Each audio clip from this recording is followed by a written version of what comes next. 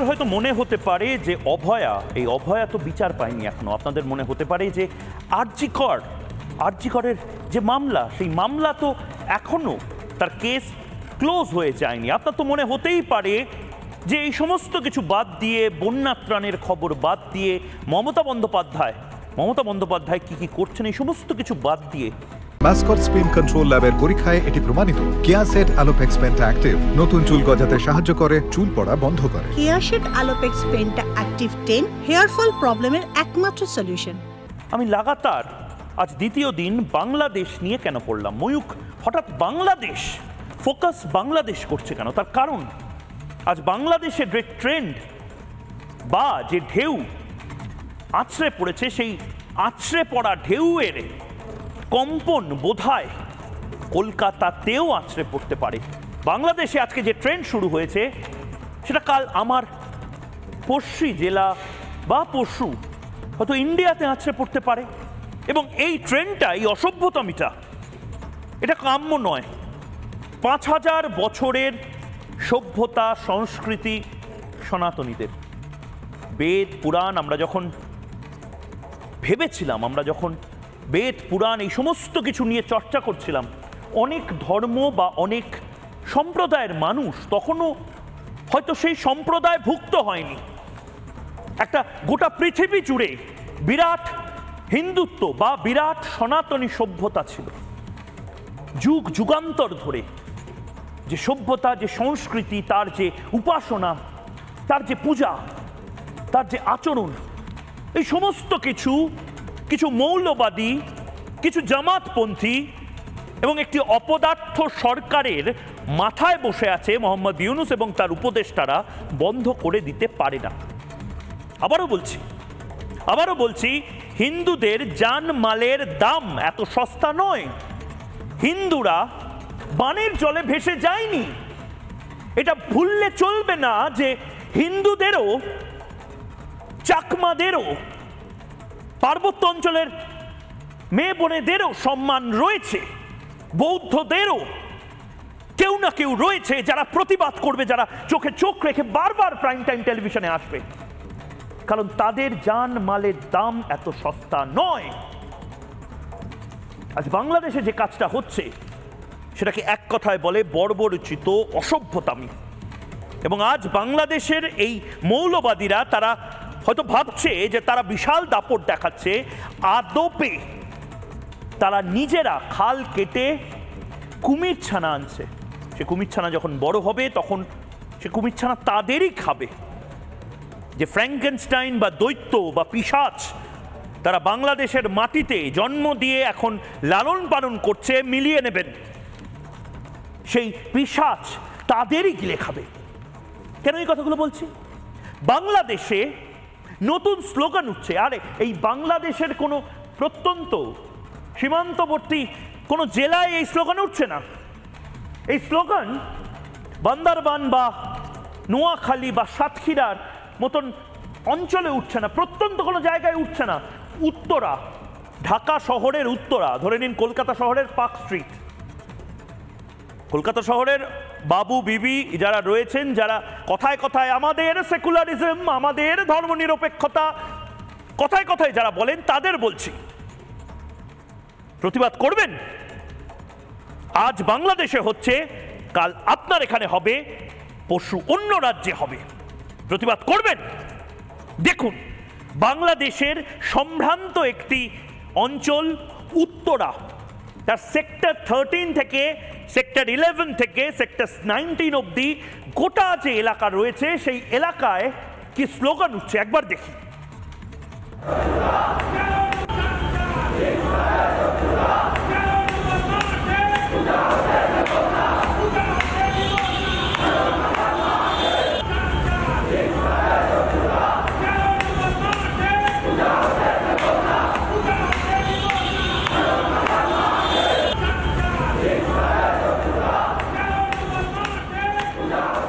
মামার বাড়ির আবদার নাকি পূজা হতে দেব না, পূজা হতে দেব না? আস্পর্ধা কোথা থেকে পায়, সাহস কোথা থেকে পায় এই কথাগুলো বলার? আমাকে ক্ষমা করবেন বাংলাদেশের যারা সাধারণ নাগরিক বৃন্দ রয়েছেন, আমি আপনাদের দেশের কখন কে স্লোগান তুলছে, কখন কে ভাত খাচ্ছে, কখন কাকে ভাত খাওয়ার পরে পিটিয়ে মারা হচ্ছে, কখন ধর্ম দেখে বন্যার ত্রাণ দেওয়া হচ্ছে, এইসব নিয়ে কথা বলতে চাই না। আমি ভারতীয়, আমি গর্বিত ভারতীয়, আমি বাঙালি, আমি গর্বিত বাঙালি, আমি সনাতনী, আমি গর্বিত সনাতনী। কিন্তু সনাতন ধর্ম তো সীমান্ত মানে না। বাংলাদেশের হিন্দু তার সবচেয়ে বড় উৎসব দুর্গাপুজোটা করতে পারবে না, আর আমরা হাত গুটে বসে বসে দেখব, আমরা ইলিশ খাবো আপনাদের। বাংলাদেশের মানুষ, কিছু মানুষ 7%, 10% মানুষ সপ্তমী অষ্টমীর ভোগ খেতে পারবে না, অঞ্জলি দিতে পারবে না, সন্ধি পুজো করতে পারবে না, মন খুলে ধুনুচি নাচ করতে পারবে না।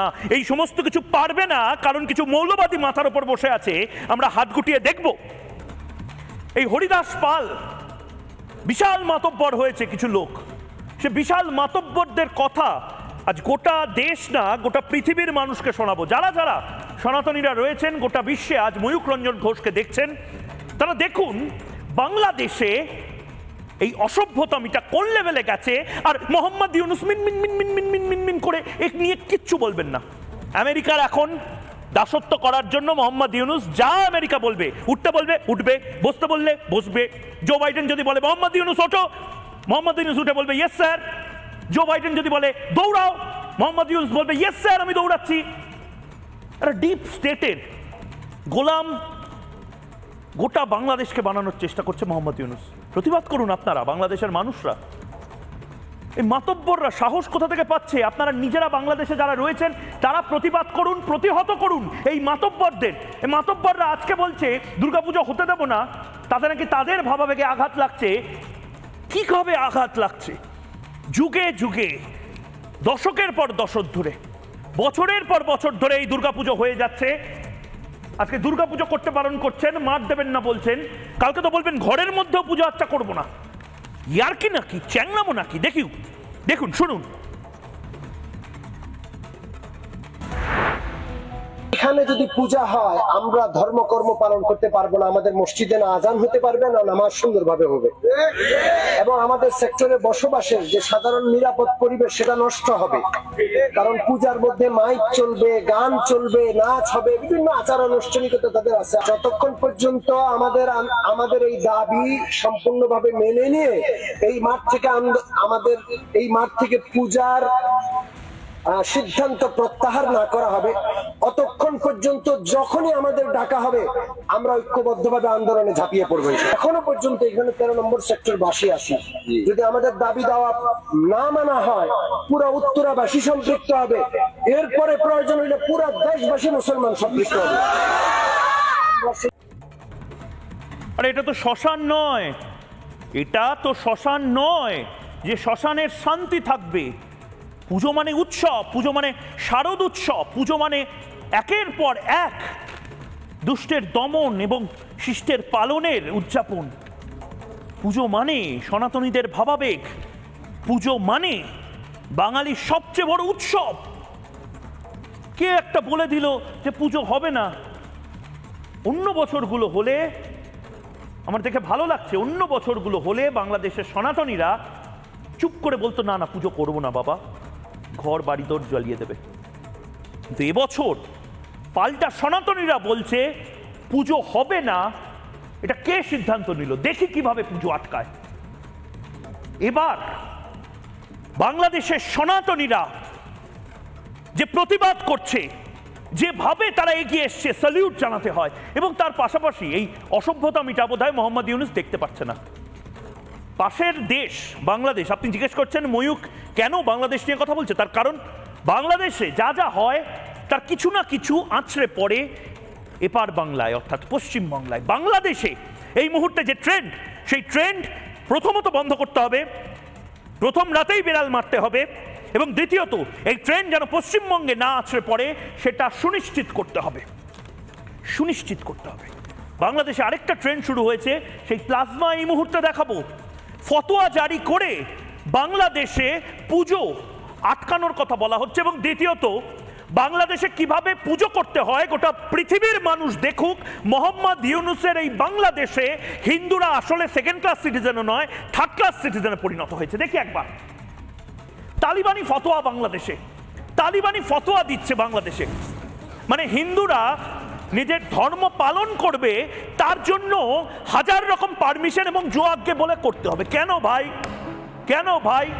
হিন্দুদের বাপদাদার এই বাংলাদেশ, হিন্দুদের বাপদাদার এই পূর্ববঙ্গ, হিন্দুদের বাপদাদার এই পূর্ব পাকিস্তান, হিন্দুদের বাপদাদার এই অখণ্ড ভারতবর্ষ, হিন্দুদের বাপদাদার এই গোটা পৃথিবীর মধ্যে বেশিরভাগ জায়গা যেখানে সনাতন ধর্ম ছিল। তোমরা কোন হরিদাস পাল ভেবেছো যে হিন্দুদের কেউ নেই বাংলাদেশে? হিন্দুরা কি অনাথের বাচ্চা নাকি?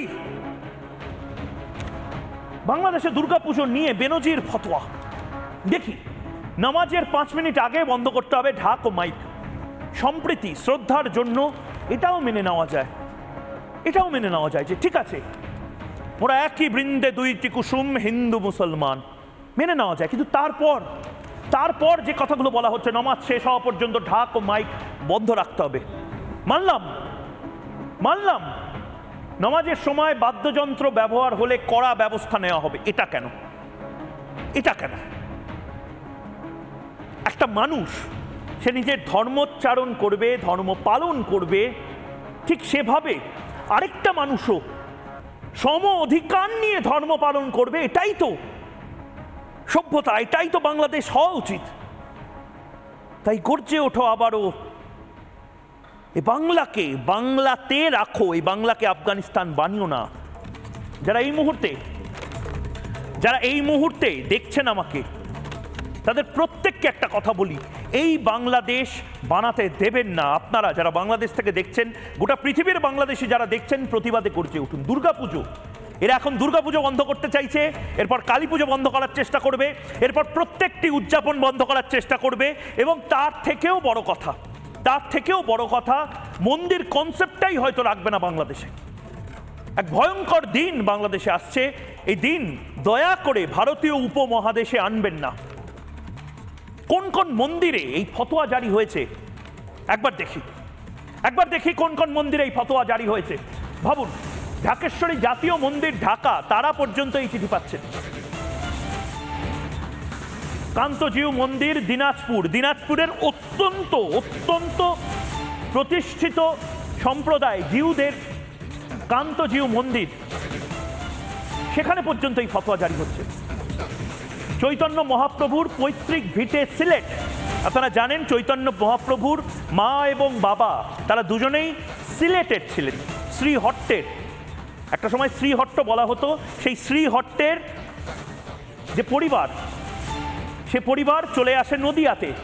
সেই শ্রী চৈতন্য মহাপ্রভু তার পৈতৃক ভিটে সিলেটে পর্যন্ত কোন দিনকাল পড়ল এই ফতোয়া জারি হচ্ছে। আদিনাথ মন্দির কক্সবাজার, একটা সময় কক্সবাজারে প্রচুর শিব মন্দির ছিল, ধূলিসাৎ হয়ে গেছে, সেটা আলাদা ব্যাপার। কিন্তু আদিনাথ মন্দির, যে মন্দিরটি রয়েছে এখনো, সেই মন্দিরে পর্যন্ত এভাবে ফতোয়া জারি হচ্ছে। চন্দ্রনাথ মন্দির সীতাকুণ্ড এখনো গোটা পৃথিবীর সনাতনী মানুষের জন্য ভাবাবেগের জায়গা। সীতাকুণ্ড এই মুহূর্তে তারাও ভয় রয়েছে।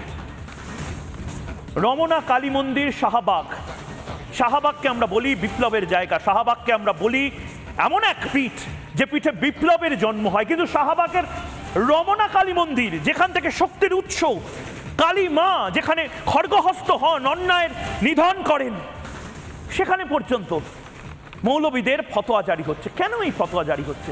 ইসকন মন্দির স্বামীবাগে কেন এই ফতোয়া জারি হবে? কেন?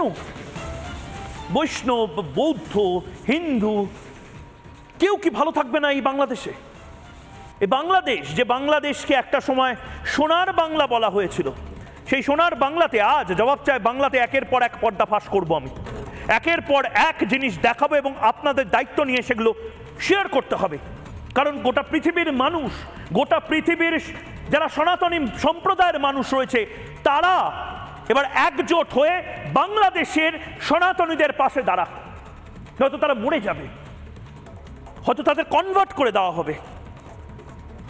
কেন বলছি কনভার্ট করে দেওয়া হবে? কেন বলছি কনভার্ট?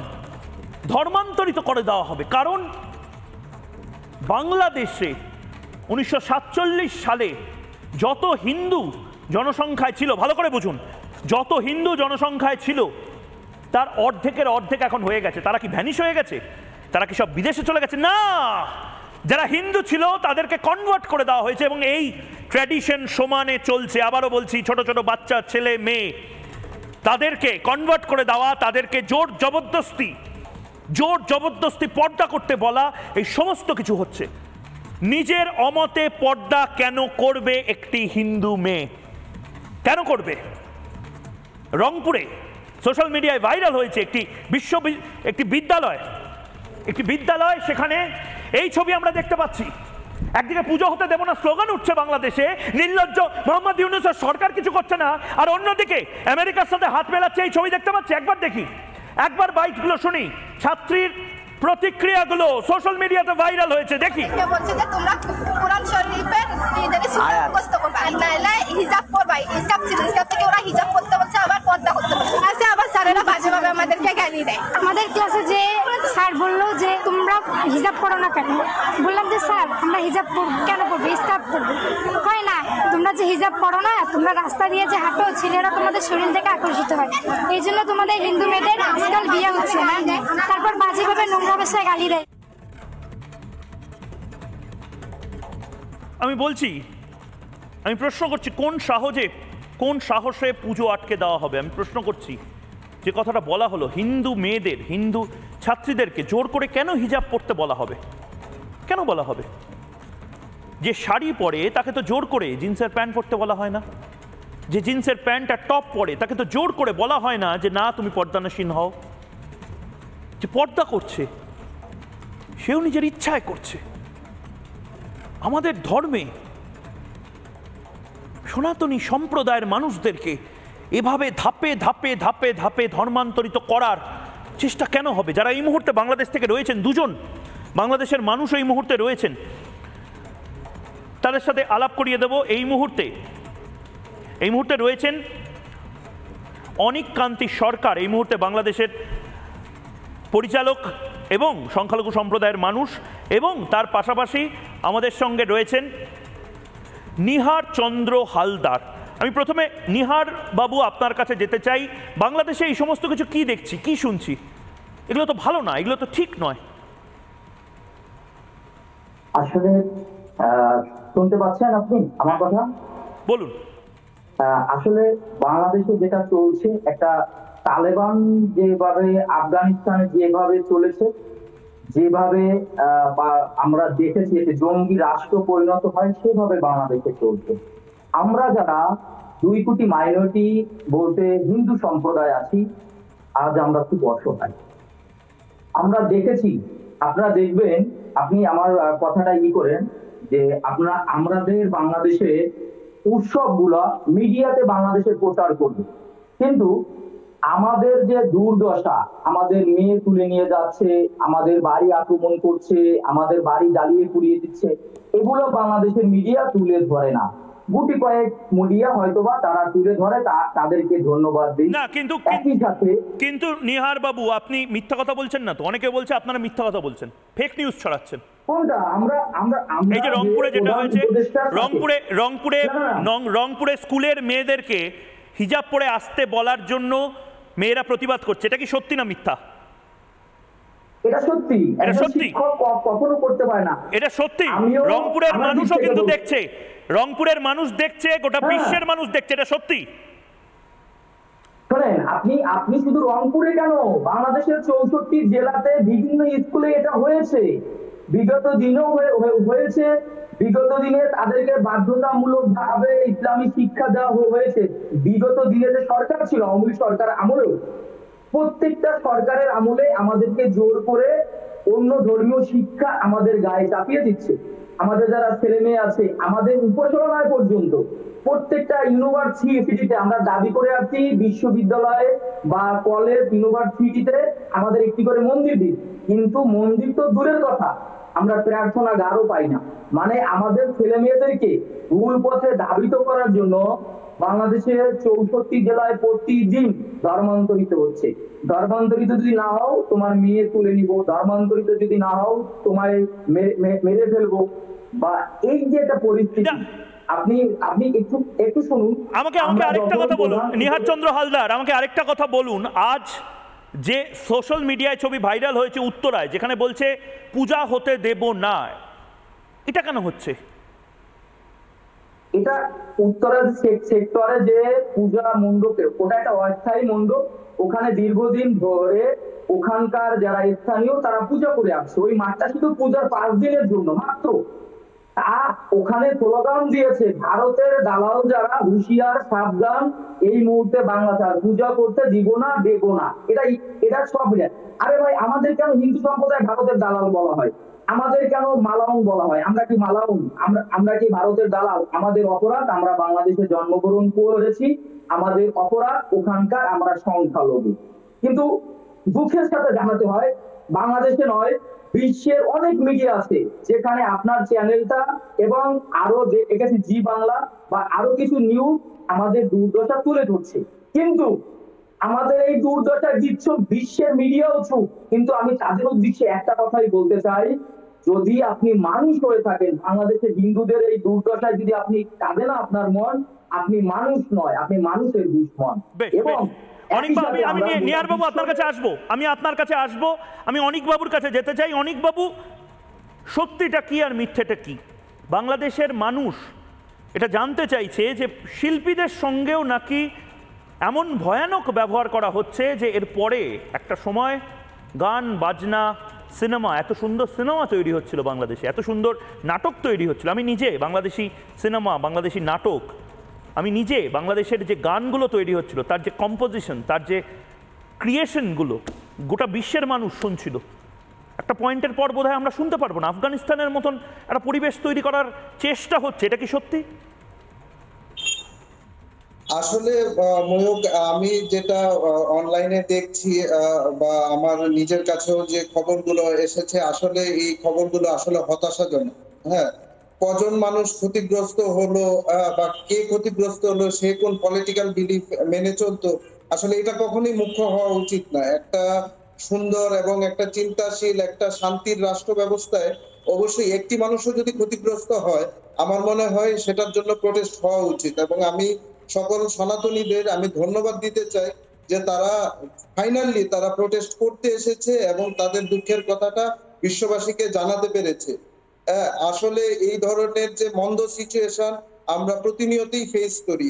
আর এখন তো মানে গভর্নমেন্ট চেঞ্জ হয়ে যাওয়ার পরে আমরা ভেবেছিলাম যে হয়তো আমরা একটা নতুন বাংলাদেশ পাবো বা নতুন বাংলাদেশ দেখবো। হ্যাঁ, আমরা নতুন দেখছি, কিন্তু এই বাংলাদেশ আসলে আমরা আসলে যারা মুক্ত চিন্তার মানুষ, যারা স্বাধীন চিন্তার মানুষ, আমরা আসলে হতাশই হয়েছি আর কি। বিভিন্ন জায়গায় মন্দিরে হামলা হয়েছে, বিভিন্ন জায়গায় সংখ্যালঘু যারা তাদের বাড়িঘর থেকে বের করে দেওয়া হয়েছে। শুধু সংখ্যালঘু না, মাজারে হামলা হয়েছে, গান বন্ধ করতে বলা হয়েছে, বাংলাদেশে মাজারেও হামলা হয়েছে। হ্যাঁ, মাজারেও হামলা হয়েছে। যেহেতু মানে তাদের বিশ্বাসের সাথে তাদের মিল নেই, এই কারণে মানে যে ওলিয়া উলিয়াদের মাধ্যমে ইসলাম বাংলাদেশে এসেছিল, হ্যাঁ, সেই ওলিয়া উলিয়াদের মাজারে হামলা হয়েছে। হয়তোবা 2-1 থাকতে পারে বিভিন্ন চিন্তার, কিন্তু এটা কখনোই কাম্য ছিল না। কালকে একজন পরিচালক কে রিঙ্কু সম্ভবত তার নাম, তাকে আমি ব্যক্তিগতভাবে চিনি না, কিন্তু সোশ্যাল মিডিয়াতে দেখছিলাম যে তাকে একটা মিথ্যা মামলায় একটা গ্রেফতার করা হয়েছে, যে মামলাটা আসলে বিশ্বাসযোগ্য না। তো শিল্পী, সাহিত্য, সংস্কৃতি, ধর্মনিরপেক্ষ আন্দোলনের অন্যতম নেতা সাংবাদিকদেরও তো গ্রেফতার করা হচ্ছে বাংলাদেশে। হ্যাঁ, গ্রেফতার করা হচ্ছে। আসলে এটা খুবই হতাশাজনক। আসলে আমরা ডক্টর মোহাম্মদ ইউনূস সাহেবের কাছ থেকে আমরা আসলে অন্যরকম কিছু প্রত্যাশা করেছিলাম, যেহেতু তিনি আমেরিকায় ছিলেন দীর্ঘদিন।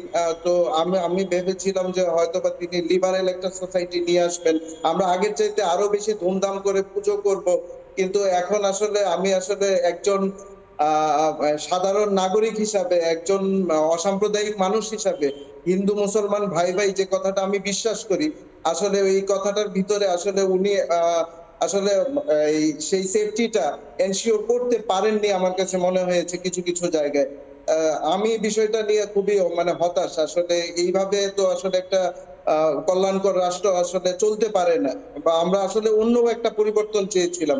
আমরা এই পরিবর্তনটা দেখতে চাই না যেখানে পাহাড়ে মানুষ আক্রান্ত হবে। আমরা চাই যে কথার মাধ্যমে কথা বলে জিনিসটা সমাধান হবে। হ্যাঁ, সবাইকে নিয়ে আমরা বসবাস করব, সবাইকে নিয়ে বসবাস করতে সবাই চায় আসলে, কিন্তু দুঃখের বিষয় কিছু মানুষ লাগাতার, আমি আবারও বলছি, কলকাতার যারা বুদ্ধিজীবীরা রয়েছেন তাদেরকে আমি এই ছবি দেখাতে চাই। আমি সেই সমস্ত উদারপন্থী মানুষদের দেখাতে চাই যারা শেষ নিঃশ্বাস অবধি বলবেন না না না না না, আমরা হিন্দুত্বের হয়ে, আমরা সনাতনীদের হয়ে লড়ব না। এটা করার মানে নাকি সাম্প্রদায়িক হয়ে যাওয়া। সাম্প্রদায়িকতা কোনটা? এই লাল তাগা খুলতে বলা, পুজো বন্ধ করে দেওয়া, বাচ্চা মেয়েগুলোকে বলা যে কাল থেকে তুমি হিজাব পরে আসবে, কোনটা সাম্প্রদায়িকতা আর কোনটা অসাম্প্রদায়িকতা? লাল তাগা আমি একবার দেখানোর চেষ্টা করবো, ফুল ফ্রেমে দেখানোর চেষ্টা করবো। লাল তাগা পরে এই দিদি কি বলছেন একবার শুনবো। ভারত থেকে এসেছি, আমরা ভারত থেকে এসেছি, যে হাতে যাদের লাল তাগা তাড়াতাড়ি তাদের ভারত পাঠা। এর মানে কি? হাতে লাল তাগা কাদের থাকে?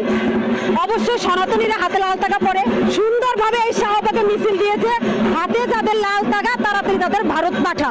ভাই, আমরা ভারত থেকে এসেছি, আমরা ভারত থেকে এসেছি, আমাদের কেন ভারত পাঠাতে হবে? আমাদেরকে এই দেশে জন্ম হয়নি?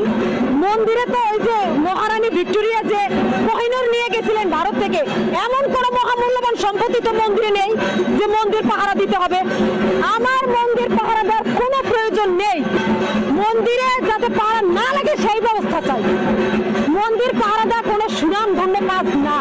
মন্দির কবে পাহারা দেয়? যদি মন্দির অনিরাপত্তায় ভোগে, যদি মন্দিরে হামলা হওয়ার ভয় থাকে, তখন মানুষ মন্দির পাহারা দেয়।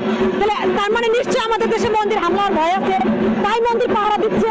তাহলে আপনি আগে মন্দির যাতে হামলা না হয় সেটা নিশ্চিত করুন, পাহারার কোনো প্রয়োজন নেই। আমি আবারও বলছি, গোটা পৃথিবীর যারা সনাতনীরা রয়েছেন তারা গর্জে উঠুন, কারণ এরকম এই দিদি যে হাতে লাল তাগা খুলতে বলা হয়েছে, ঠিক এরকম একটি ঘটনা যদি অন্য সম্প্রদায়ের কোনো মানুষের সাথে লেবাননে, সিরিয়ায়, আফগানিস্তানে, লন্ডনে, আমেরিকায়, ইটালিতে, জার্মানিতে যদি হতো, তাহলে গোটা বিশ্ব হায় হায় হায় হায় একই হলো করতে শুরু করে দিত। ভারতে যদি সংখ্যালঘুদের সাথে এরকম কোনো ঘটনা ঘটতো, গোটা পৃথিবী বলতে শুরু করে দিত, দেখো ভারতবর্ষ কি ভয়ঙ্কর খারাপ অবস্থা। আর বাংলাদেশে যে জিনিসটা হচ্ছে, বাংলাদেশের হিন্দুদের সাথে যে জিনিসটা হচ্ছে, হিন্দুদের জানমালের দাম নেই নাকি? হিন্দুদের কি প্রাণের দাম নেই? হিন্দুদের জীবন এত সস্তা? আবারও বলছি, বাংলাদেশে বা পূর্ব পাকিস্তানে বা পূর্ববঙ্গে হিন্দুরা যে জনসংখ্যা তাদের ছিল সেটা ক্রমাগত কমছে।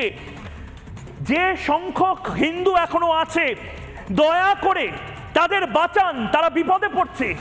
বাংলাদেশে কমছে হিন্দু বাঙালি। আবারও মনে করিয়ে দিচ্ছি, 1941 সালে হিন্দু বাঙালি ছিল 28%। তারা মনে করলো স্বাধীনতার পরে ওপার থেকে কলকাতা বা পশ্চিমবঙ্গে বা ইন্ডিয়ার দিকে চলে আসলে তারা নিরাপদ থাকবে। কিছু মানুষ তারা কনভার্ট হয়ে গেল, তাদের বাধ্য করা হলো কনভার্ট করতে। 28 থেকে 22%, 1951-এ 22% নেমে গেল, 6%। তাও মেনে নেওয়া যায়।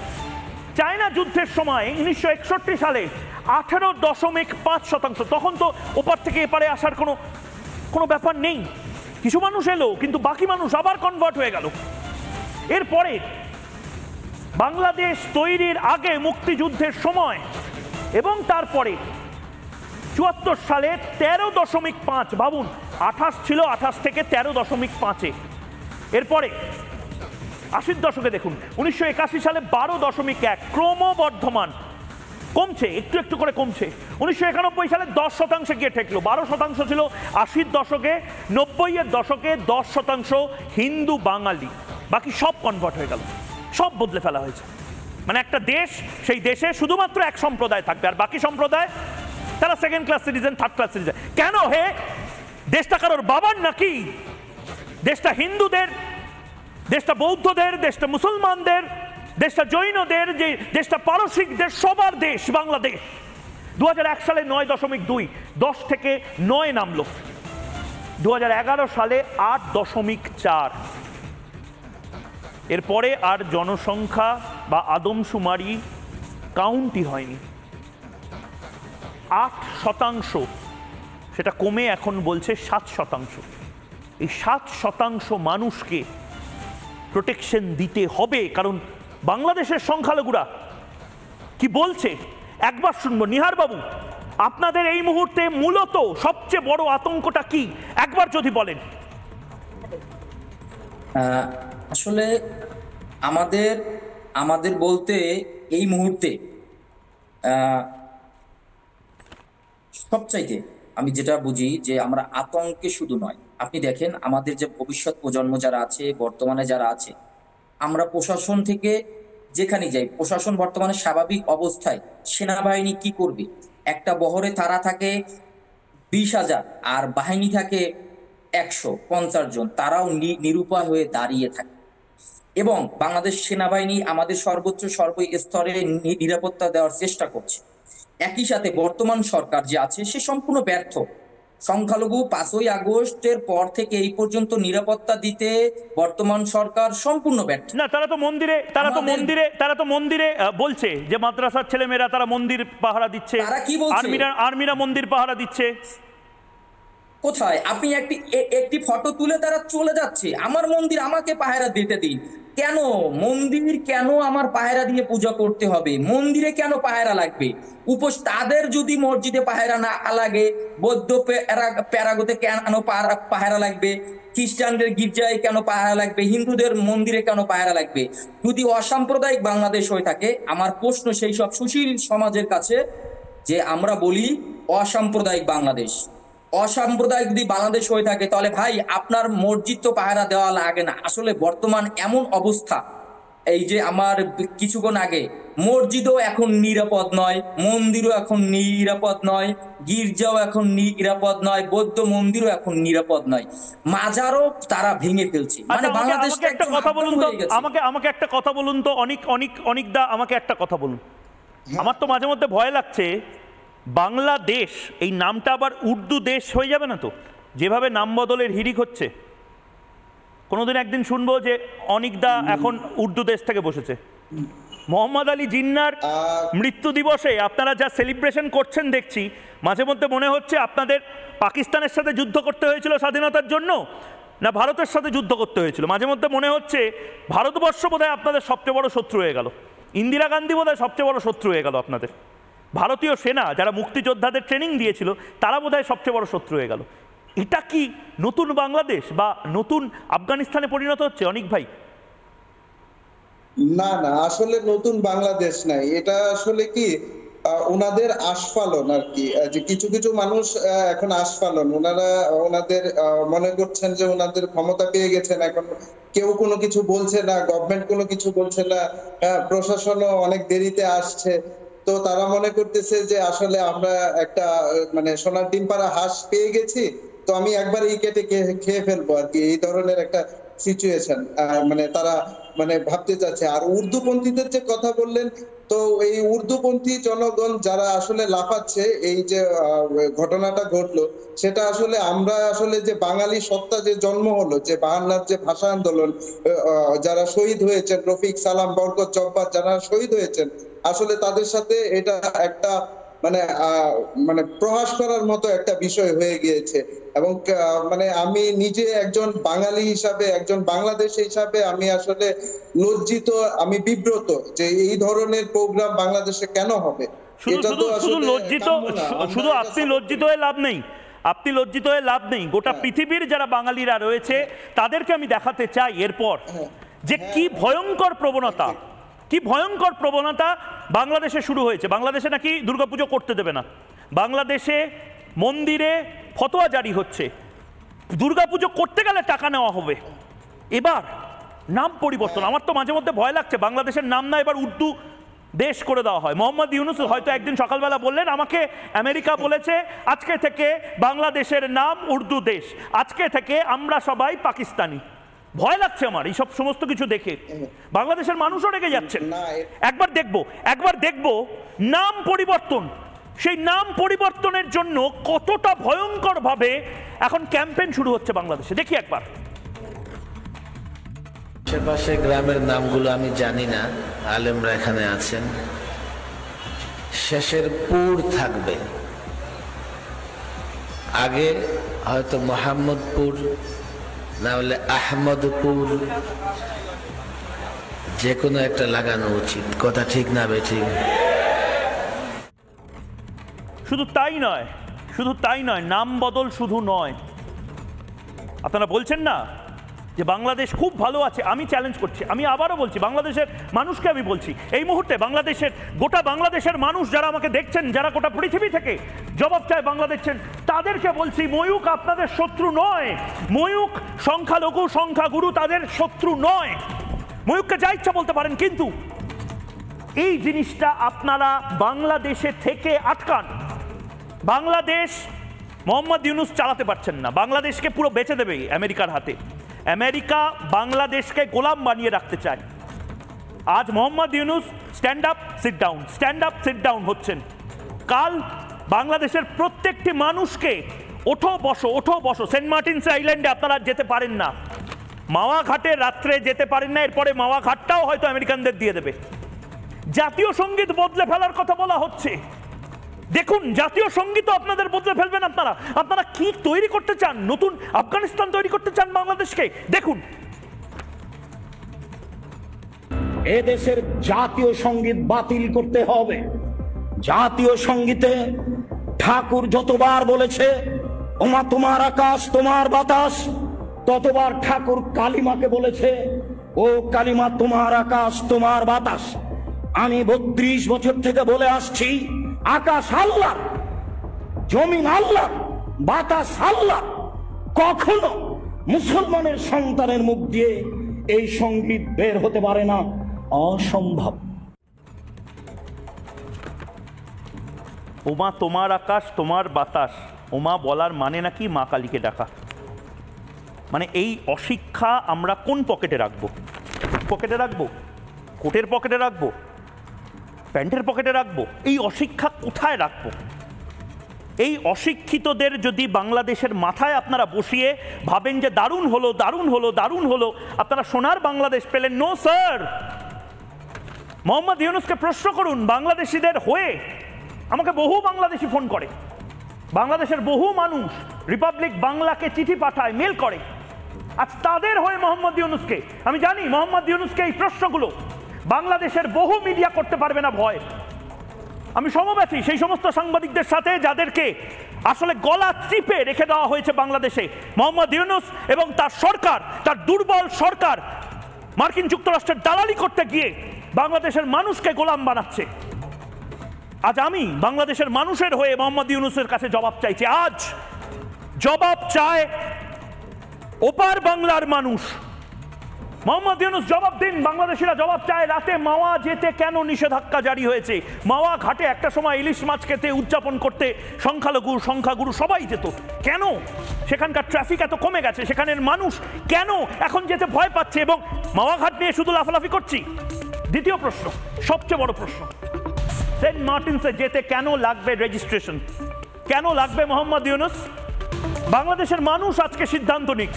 মোহাম্মদ ইউনূস যে গোলাম বানিয়ে রাখতে চাইছে সমস্ত বাংলাদেশিদেরকে, বিদেশি সংস্থা কেন এড়িয়ে যাচ্ছে বাংলাদেশ? এটা প্রশ্ন করুন। মোহাম্মদ ইউনূস তো বড় বড় লেকচার মেরেছিলেন, মোহাম্মদ ইউনূস তো নোবেল পেয়েছেন।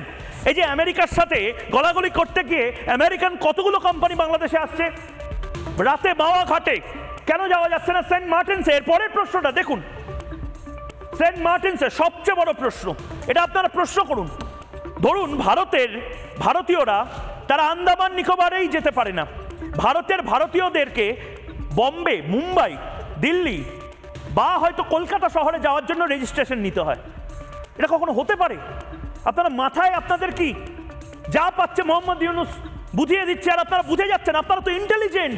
বাংলাদেশের সাধারণ খেটে খাওয়া মানুষ তো চালাক চতুর জানতাম, বোকার মতন কেন মোহাম্মদ ইউনূসের কথায় তারা লাফাচ্ছেন? মোহাম্মদ ইউনূস আমেরিকার দালালি করছেন বলে গোটা পৃথিবীর এক সংখ্যক মানুষ মনে করছে। ভারত কোনোদিন আপনাদের শত্রু হয়নি, ভারত বন্ধু ছিল। আবারও বলছি, বাংলাদেশে দুর্গাপুজো করতে দেবে না, এটা কখনো হতে পারে না। আমি একদম ছোট্ট করে অনিকদা আপনার কাছে যেতে চাই 30 সেকেন্ডের জন্য। কি বলবেন, নতুন বাংলাদেশ আরো ভয়ঙ্কর হতে চলেছে? এখন আইন শৃঙ্খলা পরিস্থিতি যদি উনি ঠিক করতে না পারেন, তাহলে আসলে আর প্রথম কথা হলো বৈষম্য রাখা যাবে না। আসলে হিন্দুদের প্রতি একটা বৈষম্যমূলক আচরণ যুগ যুগ ধরে চলে আসছে। হ্যাঁ, তো এই বৈষম্যের ব্যাপারে আমরা সবসময়ই সোচ্চার ছিলাম, আমরা কথা বলেছি। আসলে আমাদের কথাটা শোনার কেউ নাই। আসলে আমরা ভেবেছিলাম যে নতুন বাংলাদেশে হয়তো বা কেউ কথা শুনবে, কিন্তু এখানেও দেখছি যে রাস্তায় আমাদের পড়ে থাকতে হচ্ছে।